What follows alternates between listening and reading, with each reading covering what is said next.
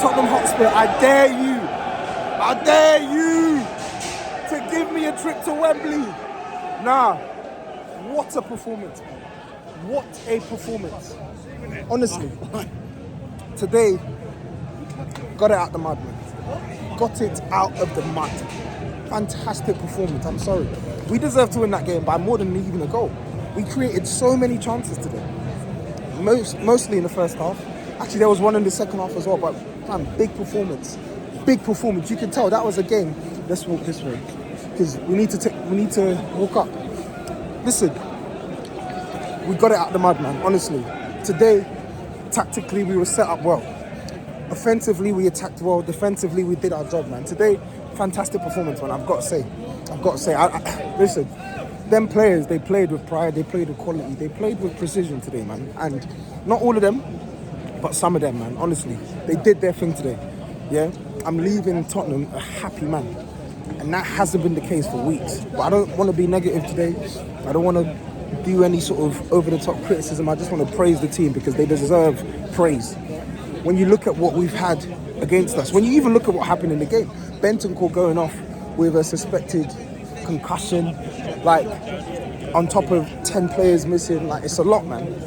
We're having to rely on 18-year-olds to come in the midfield. 18-year-old midfielders playing in defence, right backs playing left backs, a 21-year-old brand new goalkeeper making his debut against the team, flying at the top of the league. Like there's so many things that were working against us today, and yet we came out on top, man, and we kept a clean sheet as well, and it was thoroughly deserved.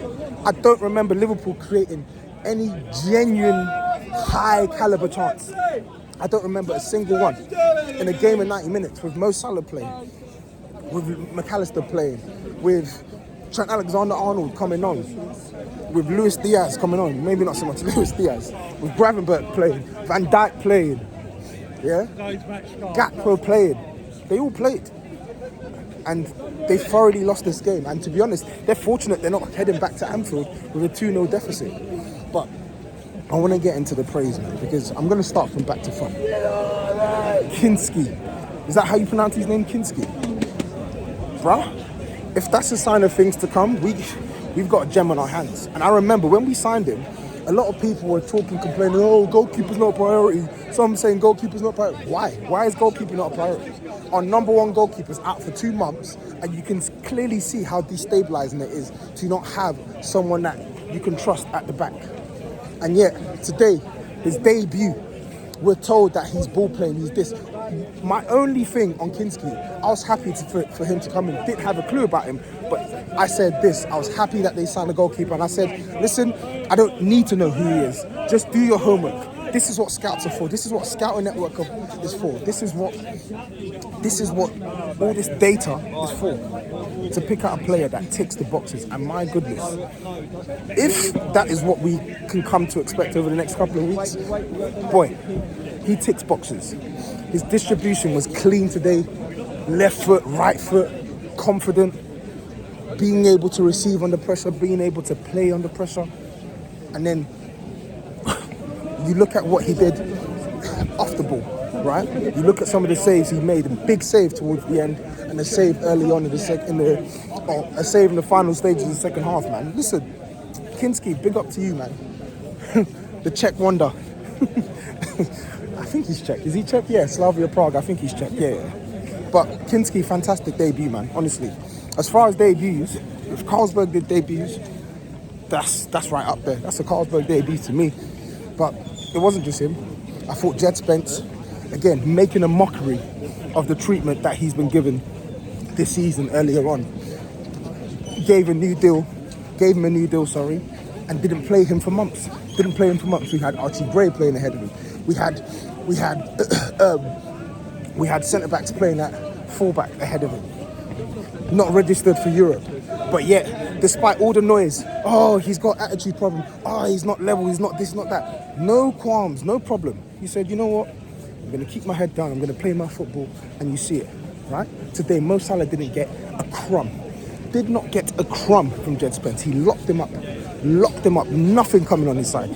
Conor Bradley tried it, nope. Access denied. Mo Salah tried it, nope. access denied, and distribution clean, comfy. He's not left back, you know, he's a right back. He's a flipping right back.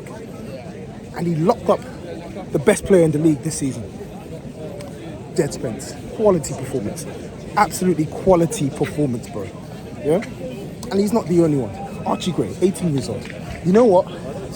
I was skeptical about Spurs spending this money on a kid.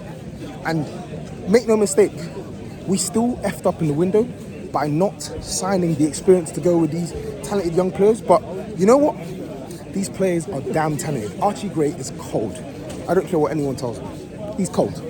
Defensively diligent, works hard, puts himself about, blocks shots, anticipates danger well. I thought he couldn't defend, but he's gone into centre back, and he's told me, you know what, you're wrong. I can defend. And on the ball, you look at that bit of play in the second half where he gets the ball, beats the press, drives the ball, and plays a fantastic pass on his outside foot into Kulusevski. The kid's cold, and he's definitely going to be one to watch in the future for us. He's cold.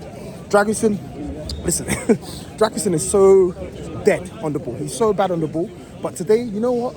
Defensively, solid. And you know what? He's usually defensively solid. His distribution is dead, but on the ball, solid. I mean, off the ball, sorry. Off the ball, solid. Defensively, solid. That block for Trent, fantastic block. And Pedro Porro. I've been complaining about Porro's form all season,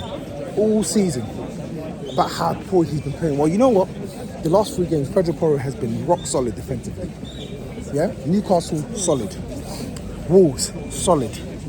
And today, solid. Absolutely solid. Rock solid. Him and Solanke, they were so unlucky that goal was just offside. Yeah? And the midfield, Basuma. I wish you could play like this all the time, brother. I wish you weren't taking balloons every other weekend. Because we know Basuma's capable of these performances. Today, he was brilliant. He was everywhere. Anticipating danger, getting first to everything. He was class. So my only question is, why can't you do this more often? Today, fantastic. Yeah? Listen, Kulu, one of our worst players today, I'll be real. But you get a blight from me because you've been one of our best players, if not our best player this season. You're allowed it off gear, but we need him to snap out of it. However, all things considered, the amount of football he's had to play, it is what it is, man. Thank God we won, in spite of that Kulu performance. But I want to shout out his compatriot, Lucas Bergvall. Man. Sorry, I need to get out of this. Come, let's go through it. Like, Lucas Bergvall. One sec, people. Who is driving a flipping line bike in all this commotion? We should probably get one, you know? No, we should. But that being said, I want to big up Lucas Bergvall, man, because, listen, we all knew the kid had talent. Everyone was excited about this signing, but we all knew, like Archie Gray, like with Odebear, like, these kids, they need time. It's too much to expect these kids to just come in and lift the standard. Like, they needed to come in with experience and quality, but we knew that they could play. We knew they had talent. And that being said, I was disappointed with what I saw early on from Bergvall, understandably, because he wasn't playing well, but he's also an 18-year-old coming fresh out of the Swedish league straight to the Premier League, and that's a big jump. And you're playing for one of the better clubs in the Premier League as well, where we hadn't signed the experience for him to hide, right? And the performances weren't great the first couple of months. In fact, they were quite poor. So much so that I thought, you know what? This kid needs a loan. And I still feel like he could benefit from a loan. But what he's been giving us since December, off the bench or whether starting, against Rangers, against Liverpool, against Chelsea, against Bournemouth, right? Against Newcastle, against Wolves. Against Newcastle. And today, he was fantastic. He was absolutely fantastic. Covered every blade of grass, pressed well, clean in possession, distribution was clean. And that finish, talk about composure. We got guys like Werner who get nosebleeds when they get into the box just to make a cross. But an 18-year-old Bergvall who basically just runs onto that first time finish and caresses the ball, man. Fantastic finish. strong performance, and he had to start today. He had to start today, yeah? And I was glad he did.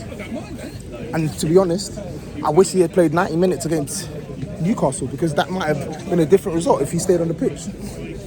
And then, I need to speak on Solanke, man. I gotta speak on Solanke. Because everyone knows my view on Solanke. I think he's not been a bad signing. I think he's been solid. He's been a solid signing, but I'm not happy with the goals. I want more goals, because I feel like a player 65 million leading the line for Tottenham, he should be scoring more. But I've also looked at both sides, because it's not just down to him, the lack of goals. It's down to the service that he gets from the flanks. And you saw it today. You saw what Werner was doing, the nonsense he was doing when he came on. You saw Brennan Johnson come on this football pitch, not a single shred of impact. No cross, no link-up play, no nothing. No nothing, bro. This guy feeds us scraps more often than not, and he turns scraps into chocolate, bro. Literally, he turns scraps and gruel into chocolate. That's how good this guy puts in performances for Tottenham, even when he doesn't score. And I'm not just talking about the running, which is tireless run out. I'm talking about the link play, the hold-up play, bringing others into the game. What he did, I wish that offside goal wasn't offside. I wish it wasn't offside, because the way I would have stand that goal, right? To receive the ball, to cut across Van Dijk, and then to just caress it bottom corner. But unlucky. And yet he still made his mark on the game, right? I don't give a F about G&A. I hate G&A with strikers, I told you. Judge them on goals. However, Solanke, he is undisputed for me, he's a good player. Above all else, this guy's a good player, and he showed it today, and he's a competent signing for Tottenham. Overpriced, but a competent signing for Tottenham, man. Fantastic performance, man. That bit of play to literally peel off and hold off Konate, and then turn and pick up the pass to Bergvall. Fantastic play, man. His efforts were not unnoticed today. And you know what, Son? Listen, Son should not be starting for Tottenham in the manner that Ange Postecoglou deploys him, but listen, I've spoken about that a million times. Son was poor today, absolutely poor. We need more from Son, but we also need him deployed differently. And then it gets me on to Ange Postecoglou. Today, Ange, fair play, clean sheet, a win, right? Tactics were not kamikaze today, right? We pressed, but we didn't have to press all game. We didn't just leave the midfield vacant. We left Pedro Porro back to defend the transitions. So Ange again has proven, not for the first, not for the second, not for the third, not for the fourth time, that he can change things. He can tweak things, right? Don't get me wrong, the players deserve massive credit today. But Ange has proven that he can change things, he can tweak things, and he deserves credit for today's result. But the question remains, why can't we do this more often? Right? We're missing 10 players today, yet we were able to put in a performance that is capable of beating Liverpool. So then it just begs the question, why aren't Spurs capable of doing this against lesser opposition or against equal opposition on a more frequent basis? But anyway, I ain't going to get into all of that. Spurs, you did your thing today. I'm a happy man.